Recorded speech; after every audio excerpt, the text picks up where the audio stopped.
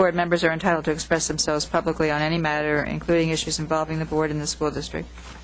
Individual board members cannot, however, express the position of the board except as expressly authorized, and that would be your 9120 we have to look at, too.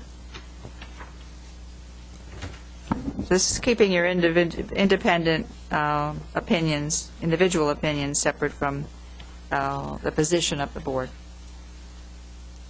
I'll bring, maybe it would be helpful I put those policies in your update, the ones that are referenced here.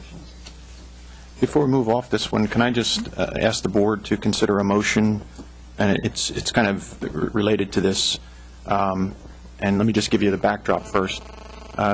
We have next week a very important budget vote that goes in front of the public. It is very clear that there is published documents being delivered to people's home via mail with at least 5 factual misstatements that are number one, inaccurate, and are part of the budget numbers that we've presented on multiple occasions.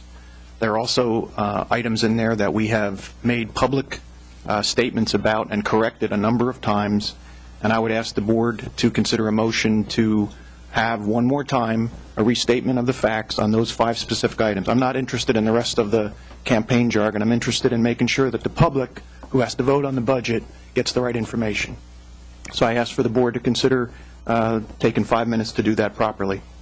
And the 5 subject areas are outlined in a glossy document that's being mailed to homes, and it's under the topic of quote-unquote irresponsible fiscal waste. It has to do with legal costs that are being quoted that are inaccurate and are published in our documents, and we've stated in our budget process. We should correct that. It has to do with another round of discussions on terming the relationship between the Nemeth contract and the pension issue as an illegal process that the board dictated. We should correct that.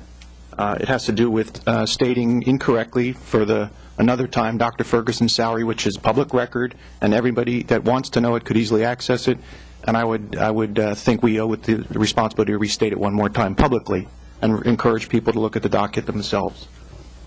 There's also a comment about things that we talked extensively on in public forum on capital expenditures related to roofs. We had a whole roof study, and there's statements being made that I think are inappropriate and inaccurate to the public.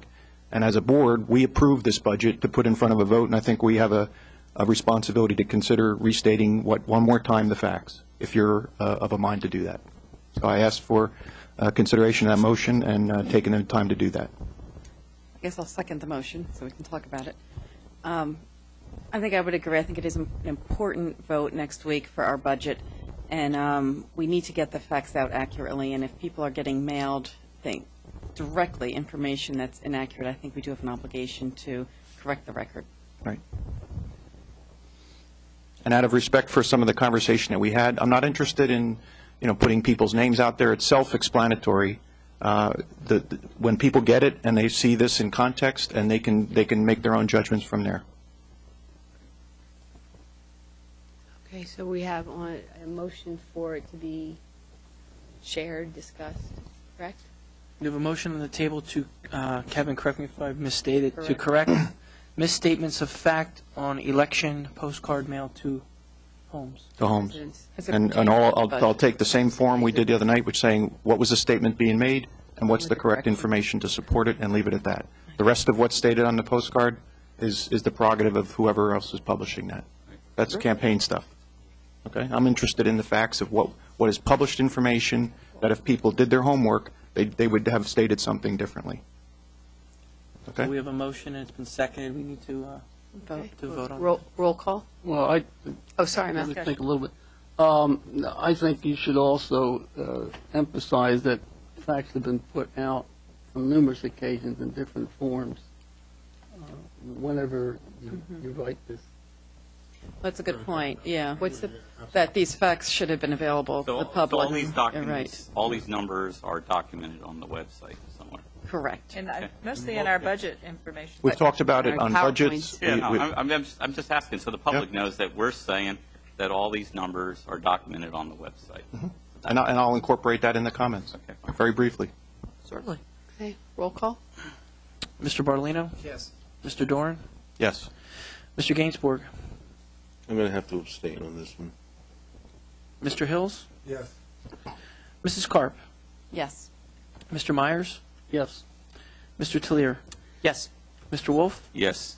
Mrs. Mitchell? Yes. Motion carries. Okay. Kevin, we'll ask you to share what you got. Okay. I'm just going to read verbatim from the postcard, and then I'll give the information that is correct behind it.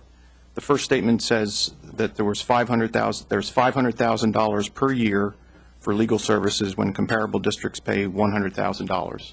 For the record, and for information we've talked about on numerous occasions, and for people that want to check the public record of a prior budget starting in 2005, the actual legal spend in 2005 was $324,508. It's in a published document.